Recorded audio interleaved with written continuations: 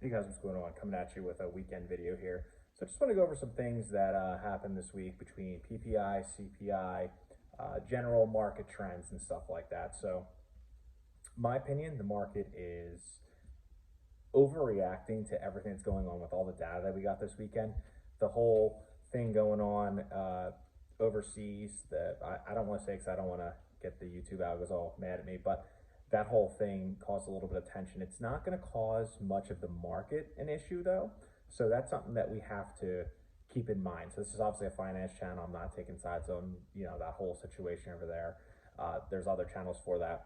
But as far as the stock market, I don't think it's really going to impact anything, honestly. So any kind of CNBC stuff or any kind of FUD talk, it's probably just to push down the markets or push a certain agenda that they have, maybe in certain calls, puts, or algos they want something to do. So not too concerned about that. So the CPI did come in a little hotter than expected. You have to remember the housing is the problem, and it's been the problem for the past 4 to 6 months. So housing came in, rent, even buying homes, mortgage rates with good credit, fixed 30s, they're kicking the door right around like 8%, which is completely insane. 2 years ago, they were under 3. So the problem is you have a supply issue. So there's not enough homes available for people that want to buy. So people are basically finding any way possible to get into a house to basically keep the inflation on housing and shelter out of control. That holds over a 30% weight in the market. So when you see the CPI numbers, that's why they're still so sticky. Everything else is technically in deflation, you could argue, like the majority of everything. I think eating out is a little up, but I think that will always be. People just like going out, socializing, and doing whatever. But really, the main problem is shelter. So the solution is they have to build more available units throughout the whole U.S., and then that ratio has to come more in balance. Therefore, rates will go down, and we'll get into a healthy flow again, like pre-pandemic. So that's going to take, unfortunately, years, in my opinion. So other than that, we're looking really good. I do think that in Q4 and Q1 of next year, I mean, anyone that can afford a house with these rates, it's going to be very dried up after like next quarter, in my opinion. So I actually have a lot of housing stocks on my watch list. So I love Rocket Mortgage. I don't know why. It's a small cap. They're getting crushed right now because rates are so high. No one's refinancing. But I think the second the market starts lowering rates or they anticipate it coming, like so we get through a pause, the Fed confirms it being paused, they're going to hold longer for than what people think, fine, whatever. But when we get to that point, maybe in like the spring or summer, I'm definitely going to look at Rocket Mortgage. So I feel like a lot of people that bought houses in the past year and a half with rates over like 6.5, they're going to refi continuously all the way down to where like we hit like that neutral medium level. And I think that's going to fall somewhere between 4.5 and 5.5% long term. I don't think we're going back down to 3, but that's my opinion on that. So that's one I'm really looking at. PayPal hit new lows, 52-week lows, I think Friday.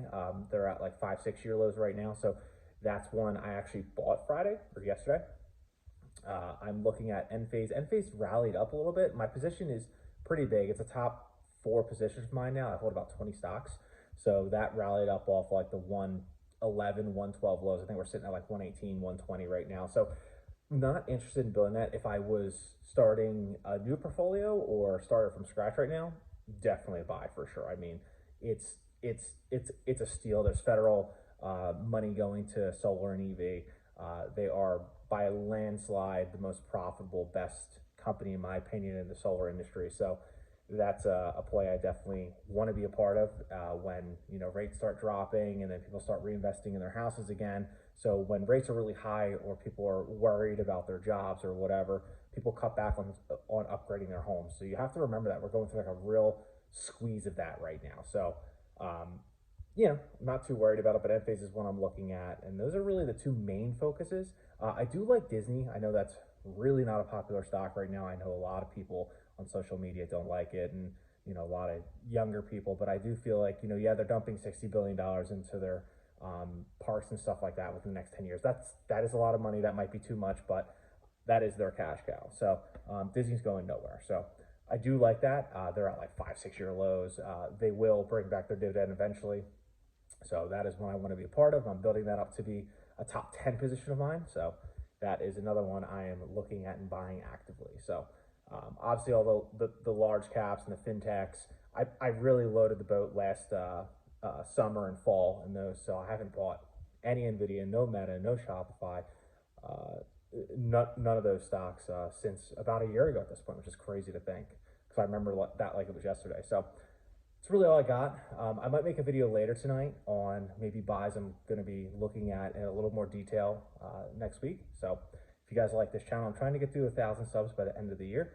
I think I'm at close to 970, so only a little bit more. Let me know what you guys are buying in the comments below, and let me know your thoughts on the market. Do you think we're going to have a bearish Q4 or a bullish Q4? So till tomorrow, peace.